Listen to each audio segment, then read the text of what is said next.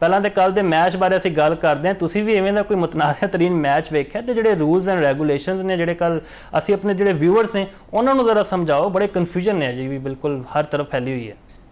जी बहुत शुक्रिया फरहान मुफाज साहब को। बहुत सी बड़ा प्रोडक्शन मैच का जिन्हें नहीं देखे तो बड़ा अंदाजा हो गया जी कि कितना हाई इलेक्ट्रिसिटी का मैच कल बहुत ही जबरदस्त मैच देखने को मिला। जैसे फुटबॉल पर्सपेक्टिव में गल करिए बहुत ही अच्छा मैच हो गया। इरिस्पेक्टिव ऑफ जो कंट्रोवर्सी थोड़ी जी हुई है विच एक डिबेटेबल चीज है कि रेफरीज नु भी एक्शन में क्यों नहीं लिया, उत्थे जाके क्यों नहीं लिया। ਇਹ ਬੜੀ ਟੈਕਨੀਕਲ ਗੱਲਾਂ ਨੇ, ਇਹਨੂੰ ਸਮਝਣ ਲਈ ਵੀ ਥੋੜੀ ਜਿਹੀ ਟੈਕਨੀਕਲ ਨੌਲੇਜ ਦੀ ਜ਼ਰੂਰਤ ਹੈ ਸਾਨੂੰ ਨਾ ਜੀ। ਸਭ ਤੋਂ ਪਹਿਲੇ ਅਸੀਂ ਗੇਮ ਦੇ ਪੁਆਇੰਟ ਤੇ ਦੇਖੀ ਇਜਿਪਟ ਸਾਡਾ ਬਹੁਤ ਵੱਡਾ ਸਲਾਮ ਆ ਕਿ ਬਹੁਤ ਅੱਛੀ ਫੁੱਟਬਾਲ ਉਹਨਾਂ ਨੇ ਖੇਲੀ ਅੰਟਿਲ ਦੀ 78 ਮਿੰਟ ਕੇ ਉਹਨਾਂ ਨੇ ਬਹੁਤ ਤਗੜੀ ਫੁੱਟਬਾਲ ਖੇਲੀ। ਵਰਲਡ ਚੈਂਪੀਅਨ ਸੀ ਕਰਨ ਤੋਂ ਜੀ ਵਰਲਡ ਚੈਂਪੀਅਨ ਨੇ ਵੀ ਆਪਣਾ ਦੇਖਣੇ ਲੱਗੇ ਸੀ ਤੇ ਅਸੀਂ ਵਰਲਡ ਚੈਂਪੀਅਨ ਹੈਗੇ। ਅਸੀਂ ਉਹ ਕੰਟਰੋਵਰਸੀ ਨੂੰ ਬਾਰੇ ਬਾਤ ਡਿਸਕਸ ये कितना तगड़ा मैच है। ਜਿਹੜੇ ਫੁੱਟਬਾਲ ਦੇ ਐਕਸਪਰਟਸ ਨੇ ਪੂਰੀ ਦੁਨੀਆ ਜਿਹੜੀ ਇੱਥੇ ਗੱਲ ਵੀ ਕਰਦੇ ਨੇ ਫੁੱਟਬਾਲ ਦੇ ਉਹ ਕੰਟਰੋਵਰਸੀਜ਼ ਤੋਂ ਇਲਾਵਾ ਜਿਹੜੀ ਗੱਲ ਫੁੱਟਬਾਲ ਦੇ ਪਰਸਪੈਕਟਿਵ ਵਿੱਚ ਕਰਦੇ ਪਏ ਨੇ ਉਹੀ ਕਰਦੇ ਨੇ ਕਿ ਬਹੁਤ ਹੀ ਸੋਹਣਾ ਮੈਚ ਹੈ ਦੇਖਣ ਨੂੰ। ਜਿਹੜੇ ਸ਼ੌਕੀਨ ਅਫਰਾਦ ਨੇ ਉਹਨਾਂ ਨੇ ਬੜਾ ਅੱਛਾ ਨੂੰ ਇੰਜੋਏ ਕੀਤਾ। ਹਾਂ ਜਿਹੜਾ ਦੂਸਰਾ ਦਾ ਇੱਕ ਚਿਹਰਾ ਸੀ ਮੈਚ ਦਾ ਉਹ ਸੀ ਡਿਸੀਜਨਸ। ਜਿੱਦਾਂ ਆਪਾਂ ਪਹਿਲਾ ਗੋਲ ਕਰ ਲਿਆ ਜਿਤਨੇ ਦੂਸਰਾ ਗੋਲ ਕੀਤਾ ਜਦੋਂ ਤੇ ਉਹ ਗੋਲ ਕਰਨ ਦੇ ਬਿਲਡਅਪ ਦੇ ਵਿੱਚ ਇੱਕ ਫਾਉਲ ਹੋਇਆ ਸੀ ਲਿਸੈਂਡਰੋ ਮਾਰਟੀਨੇਜ਼ ਜਿਹੜਾ ਅਰਜਨਟਾਈਨ ਦੇ ਡਿਫੈਂਡਰ ਸੀ ਲੇਕਿਨ ਉਹ ਗੋਲ ਪੋਜੀਸ਼ਨ ਤੋਂ 100 ਯਾਰਡ ਕਿਤੇ ਪਿੱਛੇ ਫਾਉਲ ਹੋਇਆ ਸੀ ਨਾ ਵਾਲਾ ਤੇ ਉਹ ਮੂਵਮੈਂਟ ਚੱਲਿਆ ਲੈ ਕੇ ਜਿਹੜਾ ਬਾਹਰ ਲੈ ਕੇ ਗਏ ਜਾ ਕੇ ਪਾਸ ਕੀਤਾ ਤੇ ਦੂਸਰੇ ਖਿਡਾਰੀ ਨੇ ਆ ਕੇ ਗੋਲ ਕੀਤਾ ਤੇ ਲੇਕਿਨ ਜਦੋਂ VAR ਇੰਟਰਵੈਂਸ਼ਨ ਹੋਈ ਤਾਂ ਉਹਨਾਂ ਨੇ ਦੇਖਿਆ ਕਿ ਪਿੱਛੇ 2 ਗੋਲ ਪਿੱਛੇ ਫਾਉਲ ਹੋ ਚੁੱਕਿਆ ਸੀ ਲਿਸੈਂਡਰੋ ਮਾਰਟੀਨੇਜ਼। ਫੀਫਾ ਦੀ ਜਿਹੜੇ ਅਮੈਂਡਡ ਕਾਨੂੰਨ ਨੇ ਉਹਦੇ ਮੁਤਾਬਿਕ ਇਹੀ ਕਾਨੂੰਨ ਹੈਗਾ ਕਿ ਬਿਲਡਅਪ ਟੂ ਅ ਗੋਲ ਮਤਲਬ ਕਿ ਜਦੋਂ ਗੋਲ ਕੋਈ ਕਰਨ ਜਾਂਦਾ ਵਾ ਉਹਦੇ ਬਿਲਡਅਪ ਦੇ ਵਿੱਚ ਕਿਤੇ ਅਟੈਕਿੰਗ ਟੀਮ ਨੇ ਕੋਈ ਅਗਰ ਫਾਉਲ ਕਰਤਾ ਵਾ ਤਾਂ ਉਹ ਗੋਲ ਕੀ ਹੋ ਜਾਏਗਾ, ਰਿਵਰਟ ਹੋ ਜਾਏਗਾ ਗੋਲ। ਬਿਲਕੁਲ ਸੇਮ ਸਿਨੈਰੀਓ ਕਲੇਮ ਕੀਤਾ ਜਾ ਰਿਹਾ ਵਾ ਅਰਜਨਟਾਈਨ ਦੇ ਤੀਸਰੇ ਗੋਲ ਦੇ ਉੱਤੇ ਕਿ ਮੁਹੰਮਦ ਸਾਲਾ ਤੋਂ ਬਾਲ ਖਿੱਚਣ ਦੇ ਦੌਰਾਨ ਕਿਤੇ ਫਾਉਲ ਹੋਇਆ ਵਾ ਅਰਜਨਟਾਈਨ ਦੇ ਪਲੇਅਰ ਤੋਂ ਉਹ ਫਿਰ ਮੂਵਮੈਂਟ ਚੱਲਿਆ ਜਾ ਕੇ ਗੋਲ ਹੋ ਗਿਆ। ਉੱਥੇ VAR ਇੰਟਰਵੈਂਸ਼ਨ ਹੋਈ ਤੇ VAR ਇੰਟਰਵੈਂਸ਼ਨ ਨਹੀਂ ਹੋਈ। ਬੁਨਿਆਦੀ ਤੌਰ ਤੇ VAR ਦੀ ਜਿਹੜੀ ਕਾਲ ਹੁੰਦੀ ਆ ਉਹ ਕਾਲ ਵੀ VAR ਦੀ ਟੀਮ ਦਿੰਦੀ ਆ ਰੈਫਰੀ ਨੂੰ ਕਿ you need to look at the scenario ਕਿ ਤੁਸੀਂ ਆਓ ਦੇਖੋ ਸ਼ਾਇਦ ਤੁਹਾਡੀ ਨਜ਼ਰਾਂ ਤੋਂ ਓਝਲ ਹੋ ਗਿਆ ਵਾਲਾ ਕੰਮ। ਤੇ VAR ਟੀਮ ਨੇ ਉਸ ਇਨਸੀਡੈਂਟ ਤੇ ਰੈਫਰੀ ਨੂੰ ਗ੍ਰੀਨ ਸਿਗਨਲ ਦਿੱਤਾ ਤੇ ਬਿਲਕੁਲ ਠੀਕ ਡਿਸੀਜਨ ਲਿਆ ਪਈ ਤੂੰ VAR ਤੋਂ ਕੰਸਲਟ ਨਾ ਕਰ ਕਿ ਫਾਉਲ ਨਹੀਂ ਹੈ ਜੀ। ਲੇਕਿਨ ਇਹ ਡਿਬੇਟੇਬਲ ਗੱਲਾਂ ਹੈਗੀਆਂ ਕਿਉਂਕਿ ਅਰਜਨਟਾਈਨ ਦੇ ਫੈਨ ਅਰਜਨਟਾਈਨ ਦਾ ਫੈਨ ਆ ਮੈਸੀ ਦਾ ਮੈਨੂੰ ਤਾਂ ਬੜੀ ਖੁਸ਼ੀ ਹੋਈ ਕਿ ਪੈਨਲਟੀ ਮਿਸ ਕਰਨ ਤੋਂ ਬਾਅਦ ਮੈਸੀ ਨੇ ਦੁਬਾਰਾ ਗੇਮ 'ਚ ਅਸਿਸਟ ਵੀ ਕੀਤਾ ਫਿਰ ਗੋਲ ਵੀ ਕੀਤਾ। ਤੀਸਰੇ ਗੋਲ ਤੇ ਅਸੀਂ ਕਹਿ ਸਕਦੇ ਹਾਂ ਕਿ ਡਿਬੇਟੇਬਲ ਚੀਜ਼ ਹੋਈ ਆ ਉਹ ਹੈ ਕਿ ਫੁੱਟਬਾਲ ਫੈਨਸ ਦੇ ਦਰਮਿਆਨ ਖੂਬਸੂਰਤੀ ਰਹਿੰਦੀ ਆ ਇੱਕ ਦੂਸਰੇ ਨੂੰ ਖਿੱਚਦੇ ਨੇ ਇਸ ਗੱਲਾਂ ਤੇ ਕਿ ਯਾਰ ਇਹ ਹੋ ਗਿਆ ਤੇ ਇਹ ਹੋ ਗਿਆ ਤੇ ਰਹਿੰਦੇ ਨੇ ਫੁੱਟਬਾਲ 'ਚ।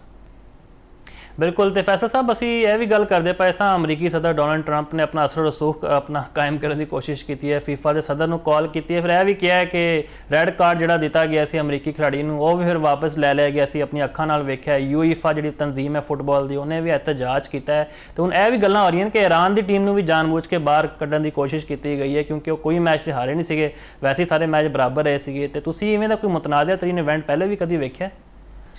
ਇਹਦੀ ਹਿਸਟਰੀ ਬਹੁਤ ਮੌਜੂਦ ਹੈ ਪਿੱਛੇ। ਹੁਣ ਆਪਾਂ ਗੱਲ ਥੋੜੀ ਜਿਹੀ ਕਰੀਏ ਤਾਂ ਪੋਲਿਟਿਸਾਈਜ਼ ਹੋ ਜਾਏਗੀ ਗੱਲ ਇੱਥੇ ਜਾ ਕੇ ਕਿ ਇਹ ਆਪਣਾ ਰੋਲ ਦੇਖੀਏ ਇਸ ਟਾਈਮ ਦੁਨੀਆ ਦੇ ਵਿੱਚ ਤਾਂ USA ਦਾ ਰੋਲ ਤਾਂ ਅਥਾਰਟੇਟਿਵ ਰੋਲ ਹੈਗਾ ਪੂਰੀ ਦੁਨੀਆ ਜੀ। ਇਹ ਆਪਾਂ ਅਗਰ ਪਿੱਛੇ ਚੱਲੇ ਥੋੜਾ ਜਿਹਾ ਜਿੱਥੇ ਯੂਕਰੇਨ ਤੇ ਰਸ਼ੀਆ ਦਾ ਤਨਾਜ਼ਾ ਹੋਇਆ ਸੀ ਤੇ ਉੱਥੇ ਇੰਟਰਵੈਂਸ਼ਨ ਕੀਤੀ ਮਤਲਬ ਕਿ ਵੱਡੇ ਮੁਲਕਾਂ ਨੇ ਜ਼ੋਰ ਪਾ ਕੇ ਰਸ਼ੀਆ ਨੂੰ ਵਰਲਡ ਕੱਪ ਦੀ ਕਰਾਤਾ ਬੈਨ ਕਰਾਤਾ ਬਾਹਰ ਕਰਾਤਾ ਰੀਜ਼ਨ ਦਿੱਤੀ ਕਿ ਉਹਨੇ ਇੱਕ ਐਸੇ ਮੁਲਕ ਤੇ ਵਾਰ ਇੰਪੋਜ਼ ਕਰਤੀ ਆ। ਬਿਲਕੁਲ ਇਸੇ ਤਰ੍ਹਾਂ ਜਦੋਂ ਇਜ਼ਰਾਈਲ ਫਲਸਤੀਨ ਤੇ ਵਾਰ ਇੰਪੋਜ਼ ਕਰਦਾ ਵਾ ਤਾਂ ਉਹਦੇ ਤੇ ਕੋਈ ਪਾਬੰਦੀ ਦੀ ਗੱਲ ਕੋਈ ਵੀ ਨਹੀਂ ਕਰਦਾ ਜੀ। ਤਾਂ ਇਹ ਕੁਝ ਚੀਜ਼ਾਂ ਪੋਲਿਟਿਸਾਈਜ਼ ਹੁੰਦੀਆਂ ਨੇ। ਇਹ ਬਿਲਕੁਲ ਤੁਸੀਂ ਗੱਲ ਠੀਕ ਕੀਤੀ ਆ ਜੋ ਡੋਨਲਡ ਟਰੰਪ ਨੇ ਫੀਫਾ ਪ੍ਰੈਜ਼ੀਡੈਂਟ ਨੂੰ ਪਰਸਨਲੀ ਗੱਲ ਕੀਤੀ ਜੇ ਰੈੱਡ ਕਾਰਡ ਤੁਸੀਂ ਰਿਵਰਟ ਕਰੋ ਸਾਡੇ ਪਲੇਅਰ ਨੂੰ ਮੌਕਾ ਦਿੱਤਾ ਜਾਵੇ। ਰੀਜ਼ਨ ਉਹਨੇ ਦਿੱਤੀ ਆ ਕਿ ਜੀ ਕੱਲ ਨੂੰ ਰੋਨਾਲਡੋ ਨਾ ਹੋਵੇ ਮੈਚ ਮੈਸੀ ਮੈਚ ਕਿ ਮੈਂ ਪਛਾਣਨਾ लेकिन गल है यार कि जो गेम है वो तमाम 217 मुल्कों में बनती है जी। फीफा ਨੂੰ ਵੀ ਦੇਖਣਾ ਚਾਹੀਦਾ ਵਾ ਜੇ ਅਗਰ ਅਮਰੀਕਾ ਦੇ ਰਿਹਾ ਸੀ, ਇਦਾਂ ਦੀ ਕੋਈ ਮਤਲਬ ਫਿਰ ਐਡਵਾਂਟੇਜ ਦੇ ਰਿਹਾ ਸੀ, ਤੇ ਕੱਲ ਨੂੰ ਕੋਈ ਹੋਰ ਉੱਠ ਕੇ ਕਹਿ ਦੇਵੇ ਤੇ ਯੂਐਫਏ ਨੇ ਬਿਲਕੁਲ ਠੀਕ ਇਹਦੇ ਤੇ ਸਟੈਂਡ ਲਿਆ ਵਾ ਕਿ ਇਹ ਰੂਲਸ ਸਾਰਿਆਂ ਲਈ ਬਰਾਬਰ ਨੇ। ਇਹੀ ਖੂਬਸੂਰਤੀ ਹੈ ਫੁੱਟਬਾਲ ਦੀ। ਆਪਾਂ ਅਗਰ ਕੋਈ ਥੋੜੇ ਮਿਲਾਈਏ ਨਾ ਪਿਛਲੇ ਕੁਝ ਹੋਰ ਸਪੋਰਟਸ ਦੇ ਇਵੈਂਟਸ ਨਾਲ, ਰੀਸੈਂਟਲੀ ਜਦੋਂ ਇੰਡੀਆ ਦੇ ਵਿੱਚ ਵਰਲਡ ਕੱਪ ਹੋਇਆ ਤੇ ਬੜਾ ਪਾਕਿਸਤਾਨ ਸੋਰੀ ਵਰਲਡ ਕੱਪ ਹੋਇਆ ਤੇ ਇੰਡੀਆ ਨੇ ਰਿਫਿਊਜ਼ ਕਰਤਾ ਜੀ ਅਸੀਂ ਨਹੀਂ ਆਣਾ, ਸੋਰੀ ਪਾਕਿਸਤਾਨ ਨੇ ਜਾਣਾ ਸੀ ਤੇ ਪਾਕਿਸਤਾਨ ਸ਼੍ਰੀਲੰਕਾ ਚਲਾ ਗਿਆ। ਤੇ ਉਹ ਦੇਖੋ ਨਾ ਕਿ ਕਿੰਨਾ ਤਗੜਾ ਬੋਰਡ ਆ ਕ੍ਰਿਕਟ ਬੋਰਡ, ਉਹਨੇ ਵੀ ਇਸ ਮਸਲੇ ਨੂੰ ਹੱਲ ਨਹੀਂ ਕਰ ਸਕੀ। ਲੇਕਿਨ ਫੁੱਟਬਾਲ ਫੈਡਰੇਸ਼ਨ ਜਿਹੜੀ ਆਲਮੀ ਤਨਜ਼ੀਮ ਆ ਉਹਨੂੰ ਥੋੜਾ ਸਾਡਾ ਸਲਾਮ ਆ ਕਿ ਉਹਨੇ तमाम ਲੋਕਾਂ ਦੀ ਪਾਰਟਿਸਿਪੇਸ਼ਨ ਨੂੰ ਯਕੀਨੀ ਬਣਾਇਆ ਵਾ। ਯਕੀਨਨ ਕੁਝ ਇਹਦੇ ਵਿੱਚ ਡਰਾਬੈਕਸ ਰਹੇ ਨੇ, ਕੁਝ ਕਮੀਆਂ ਰਹੀਆਂ ਨੇ, ਜਿੱਦਾਂ ਇਰਾਨ ਦੀ ਟੀਮ ਨੇ ਵੀ ਕਿਹਾ, ਉਹਦੇ ਕਪਤਾਨ ਕਰੀਮੀ ਨੇ ਕਿਹਾ ਸੀ ਪੋਸਟ ਮੈਚ ਇੰਟਰਵਿਊ ਦੇ ਵਿੱਚ ਕਿ this is the disaster world cup. ਇਹ ਵਰਲਡ ਕੱਪ ਉਹ ਇਰਾਨ ਦੇ ਪਰਸਪੈਕਟਿਵ ਵਿੱਚ ਅੱਛਾ ਨਹੀਂ ਹੋਇਆ ਕਿ ਉਹ ਸਟੇ ਮੈਕਸੀਕੋ ਕਰਦੇ ਪਏ ਸੀ, ਮੈਚ ਖੇਡਣ ਨੂੰ ਇਰਾਨ ਅਮਰੀਕਾ ਨਾਲ ਪੈਂਦਾ ਸੀ, ਫਿਰ ਉਹ ਜਾਂਦੇ ਸੀ ਟਰੈਵਲ ਕਰਕੇ ਬੈਕ ਟੂ ਮੈਕਸੀਕੋ। ਤੇ ਇੰਟਰਨੈਸ਼ਨਲ ਮੈਚ ਦੇ ਵਿੱਚ ਥੋੜੀ ਜਿਹੀ ਰਿਕਵਰੀ ਜੇ ਨਾ ਹੋਵੇ ਪਲੇਅਰ ਦੀ ਤੇ ਬੜੀ ਪਰਫਾਰਮੈਂਸ ਵਿੱਚ ਫਰਕ ਪੈਂਦਾ ਵਾ। ਸਾਡਾ ਸਲਾਮ ਹੈ ਇਰਾਨ ਦੀ ਟੀਮ ਨੂੰ, ਬਹੁਤ ਤਗੜੀ ਪਰਫਾਰਮੈਂਸ ਦਿੱਤੀ ਹੈ ਵਰਲਡ ਕੱਪ ਵਿੱਚ, ਜਦਕਿ ਉਹਨਾਂ ਨੂੰ ਵੀ ਨਾ ਟਰੈਵਲ ਵੀ ਕਰਨਾ ਪੈਂਦਾ ਸੀ ਹਰ ਮੈਚ। ਜੀ ਬਿਲਕੁਲ। ਜ਼ਰਾ ਫੈਸਲ ਸਾਹਿਬ ਜ਼ਰਾ ਪਾਕਿਸਤਾਨੀ ਫੁੱਟਬਾਲ ਦੀ ਗੱਲ ਕਰਦੇ ਹਾਂ, ਦੁਨੀਆ ਭਰ ਵਿੱਚ ਸ਼ਾਇਕੀਨ ਮੌਜੂਦ ਨੇ ਤੇ ਸਾਡੇ ਵੀ ਬੜੇ ਫੈਨਸ ਮੌਜੂਦ ਨੇ, ਕਿਵੇਂ ਮੈਸੀ ਦੀ ਅਸੀਂ ਗੱਲ ਕਰੀਏ ਜਾਂ ਫਿਰ ਰੋਨਾਲਡੋ ਦੀ, ਕੋਈ ਐਮਬਾਪੇ ਨੂੰ ਵੇਖਦਾ ਹੈ। ਕੈਪ ਵਰਡੇ ਦਾ ਇੱਥੇ ਜ਼ਿਕਰ ਕਰਨਾ ਬੜਾ ਜ਼ਰੂਰੀ ਹੈ। 5 ਲੱਖ ਦੀ ਆਬਾਦੀ ਤੇ ਉਹਨਾਂ ਨੇ ਵਰਲਡ ਕੱਪ ਵਿੱਚ ਅਰਜਨਟਾਈਨ ਵਰਗੇ ਦਿਫਾਈ ਚੈਂਪੀਅਨ ਨੂੰ ਨੱਥ ਪਾ ਦਿੱਤੀ, ਲੇਕਿਨ ਸਾਡੀ 25 ਕਰੋੜ ਆਬਾਦੀ ਹੈ, ਅਸੀਂ ਫਿਰ ਵੀ 198 ਨੰਬਰ ਉੱਤੇ ਮੌਜੂਦ ਨੇ। ਅਸੀਂ ਰੀਸੈਂਟਲੀ ਅਜੇ ਅਫਗਾਨਿਸਤਾਨ ਨੂੰ ਵੈਸੇ ਹਰਾਇਆ ਗੋਲਡਨ ਜੂਬਲੀ ਇਵੈਂਟ। ਤੁਹਾਨੂੰ ਲੱਗਦਾ ਹੈ ਕਿ ਮੁਸਤਕਬਲ ਵਿੱਚ ਅਸੀਂ ਵੀ ਕੋਈ ਖੁਆਬ ਵੇਖ ਸਕਦੇ ਹਾਂ ਕਿ ਸਾਡੀ ਟੀਮ ਕੁਆਲੀਫਾਈਂਗ ਰਾਊਂਡ ਹੀ ਖੇਡ ਲੇ? ख्वाबा की तकलीफ बंदे नहीं हैगी, लेकिन ख्वाब देख के उन्हें ख्वाबा की ताबीर में काम करना चाहिए। जिन्हें लोग ख्वाब देखते हैं ते जो लोग काम कर रहे हैं फर्क है। मतलब जो ख्वाब देख लिया तो एफर्ट ना करिए तो फिर ख्वाब ही है। ये ख्वाब देखना हुआ तो उधर तक सानू काम भी करना पड़ेगा जी। ਤੁਹਾਡੀ ਗੱਲ ਬਿਲਕੁਲ ਠੀਕ ਹੈ, ਬਜਾ ਗੱਲ ਹੈ। 25 ਕਰੋੜ ਆਵਾਮ ਤੇ 25 ਕਰੋੜ ਦੀ ਮੈਜੋਰਿਟੀ ਬੜੀ ਟੈਲੈਂਟਡ ਹੈ।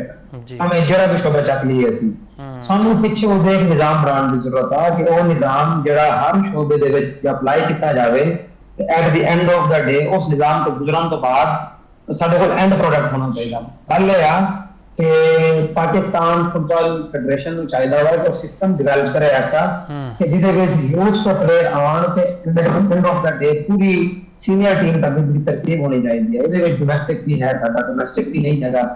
2015 ਤੋਂ 2000 ਕਹਿ ਸਕਦੇ ਹੋ ਤੁਸੀਂ 21-22 ਤੱਕ ਬੜਾ ਗੈਪ ਰਿਹਾ ਪਾਕਿਸਤਾਨ ਫੁੱਟਬਾਲ ਫੈਡਰੇਸ਼ਨ ਦੇ ਵਿੱਚ।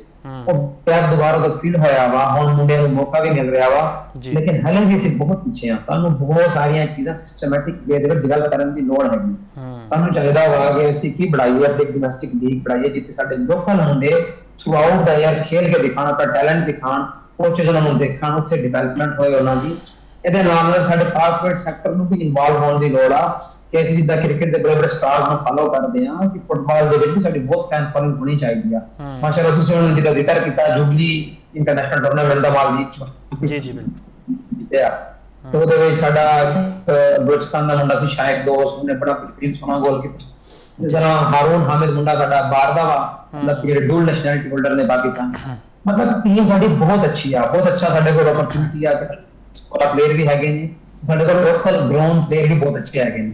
ਇਹਨਾਂ ਦੇ ਮਰਜਰ ਨਾਲ ਬੜੀ ਅੱਛੀ ਟੀਮ ਬਣ ਜਾਂਦੀ ਹੈ, ਲੇਕਿਨ ਇਹ ਚੀਜ਼ ਸ਼ਾਰਟ ਟਰਮ ਗੋਲ ਆ ਕਿ ਤੁਸੀਂ ਸ਼ਾਰਟ ਟਰਮ ਕੋਈ ਜਿੱਤਣਾ ਚਾਹੁੰਦੇ ਆ, ਅਸੀਂ ਚਾਹੁੰਦੇ ਆ ਕਿ ਸਾਡੇ ਬਾਹਰ ਮੁੰਡੇ ਸਾਡੇ ਲੋਕਲੀ ਬੇਸ ਮੁੰਡੇ ਅੱਛਾ ਮਿਕਸਚਰ ਬਣ ਕੇ ਤੇ ਟੀਮ ਸਾਡੀ ਵਿਨ ਕਰ ਜਾਏ। ਜੇ ਸਾਨੂੰ ਲੌਂਗ ਟਰਮ ਚਾਹੀਦਾ ਵਾ ਤਾਂ ਸਾਨੂੰ ਫਿਰ ਡੋਮੈਸਟਿਕ ਲੀਗ ਬਣਾਉਣੀ ਪਏਗੀ, ਸਾਨੂੰ ਪਾਕਿਸਤਾਨ ਦੇ ਵਿੱਚ ਇਨਵੈਸਟ ਕਰਨਾ ਪਏਗਾ ਆਪਣੇ ਲੋਕਲ ਫੁੱਟਬਾਲ ਦੇ ਉੱਤੇ।